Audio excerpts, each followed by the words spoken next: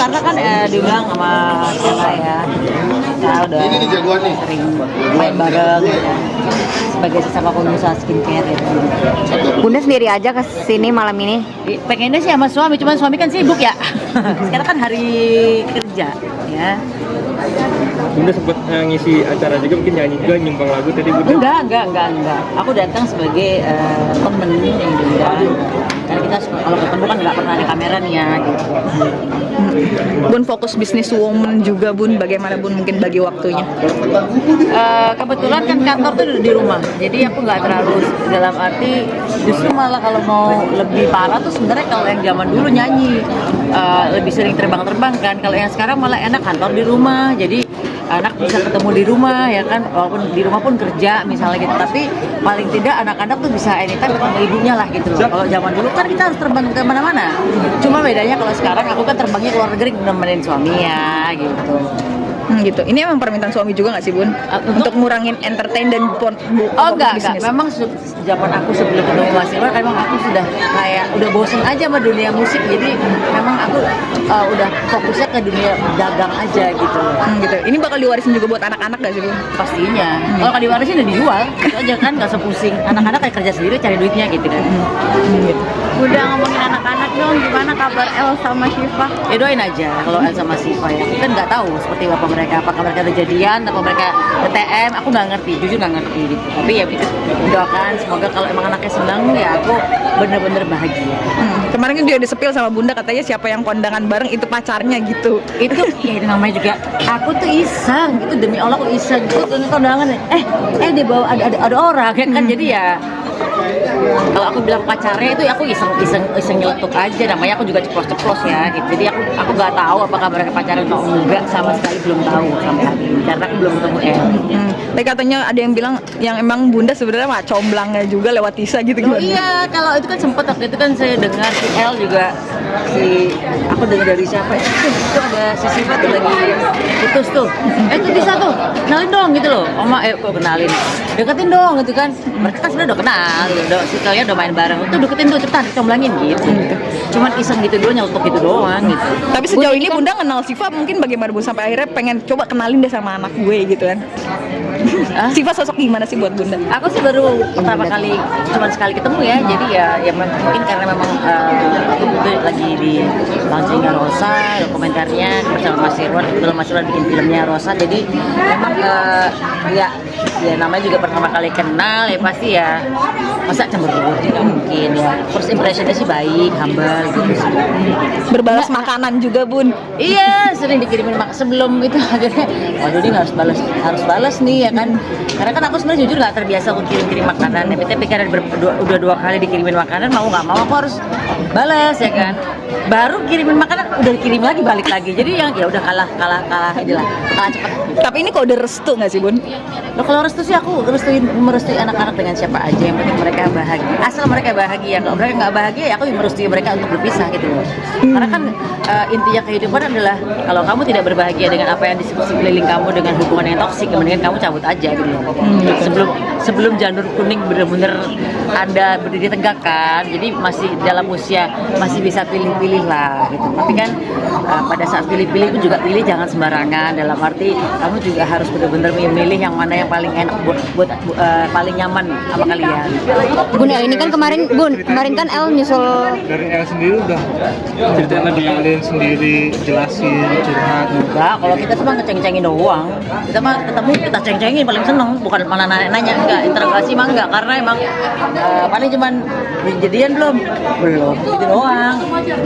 Bun, kemarin kan El nyusul. Kasih pesan juga katanya, aku bukan mertua yang itu loh, yang galak loh gitu. Tapi kan aku ngomongnya bukan hanya untuk Syifa. Aku kan punya ada Tisa, ada Alisa ya kan. Jadi dan aku bilang bahwa misalnya anakku dengan siapapun itu aku ngomong tenang aja, pokoknya Maya Estianti adalah mertua yang sangat enak. Tapi emang tipikal Bunda begitu ke nanti calon-calonnya kemarin? Lebih ketegas apa gimana? Tegas atau memang? Enggak, aku memberikan sebuah kebebasan untuk mereka karena mereka kan sudah bukan anak kecil ya, mereka sudah 25 tahun ke atas gitu kan. Kecuali dulu doang ya, 25 tahun tuh udah nggak bisa kita atur sebagai anak ya kan, karena mereka sudah punya dunianya dan mereka sudah mandiri, sudah bekerja. Jadi kita sebagai orang tua hanya bisa memberikan pengarahan. Dalam arti pengarahannya bukan maksa, tapi memberikan sebuah gambaran bahwa kehidupan itu begini loh. Jadi kalau misalnya aku ngatur anak-anak nggak mungkin. Termasuk kemarin El nyusul Syifa ke Bali, itu maksudnya izin atau cerita ke bundanya gimana nih? Bunda? Lebih gimana sih Bunda? Ya cuma mau ke Bali, bilang gitu aja udah. Aku kan nggak kepo dan nggak mau tahu detail. Kamu ngapain aja nak, kan nggak mungkin. Aku bukan ibu yang mau tahu detail. Gak usah anak suami aja nggak mau tahu kan gitu. Ibaratnya nggak mau tahu detail gitu loh. Bukan aku nggak maksudnya aku benar-benar aku menghargai privacy, apakah itu suami, apakah itu anak aku, karena aku juga mau dihargai privasiku. Jadi aku benar-benar aku memperlakukan mereka karena seperti mereka memperlakukan aku. Tentang pengen cepat-cepat punya cucu, Bun. Pasti dong. Kalau harapan yang belum ada dari seorang Maya Estianty apa ya, cucu. Makanya tadi kayaknya mulai pusing dengan orang manggil bunda kayak sekarang udah banyak bunda. Udah ganti aja namanya gue Oda ya, Oma Bunda ya. Gue berarti pengen dipanggil Oma segera mungkin ya, Bunda. Soalnya udah banyak banget yang manggil bunda, gue bingung sekarang. Kalau zaman dulu kan paling gue cuma Bunda Yvette, Bunda Dorce apa Bunda gue gitu. Sekarang udah banyak bunda, jadi gue pengen ganti. Jadi Oda aja deh, Oma Bunda. Mungkin dari Al dulu mungkin. Di mata bunda tuh seperti apa gitu? Enggak, terserah mereka. Bun, perihal cucu Bun, menargetkan untuk anak-anak seberapa? Atau mungkin ada yang duluan gak sih, Bun? Ini Bun ngelihat siapa paling siap. Kita barengan bertiga. Bapaknya suruh bayarin. Gak apa-apa.